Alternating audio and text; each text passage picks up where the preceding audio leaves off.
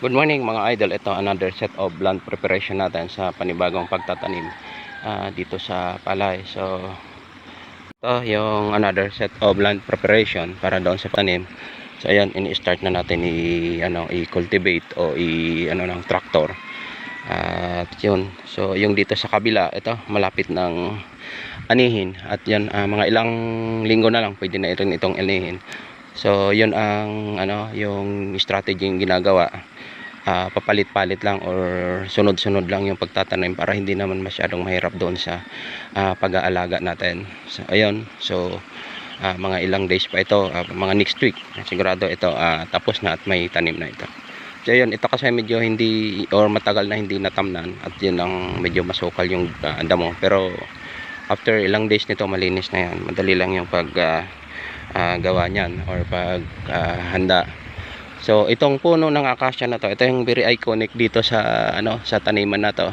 Kasi matagal na talaga to. So hindi to ginagalaw para din sa protection ng soil erosion or yung pag ng lupa.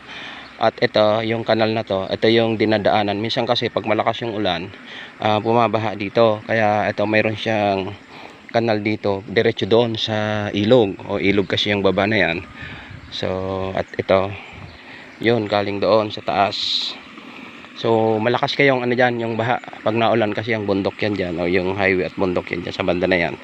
Kaya kailangan mayroon tayong ganito para pag malakas yung ulan o may baha hindi nadadamage yung mga tanim dito.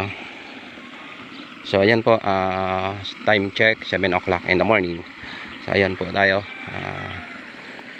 ayun, so masarap sa paligid pag ganitong oras, medyo presko at hindi pa masyadong masakit yung init sa ating katawan or sa balat sa balat. Mahirap kasi yung or iba yung init ngayon pag tumatama sa ating katawan, sobrang hapdi. Ayan, thank you so much po sa panonood sa ating simpleng vlog, and God bless us all.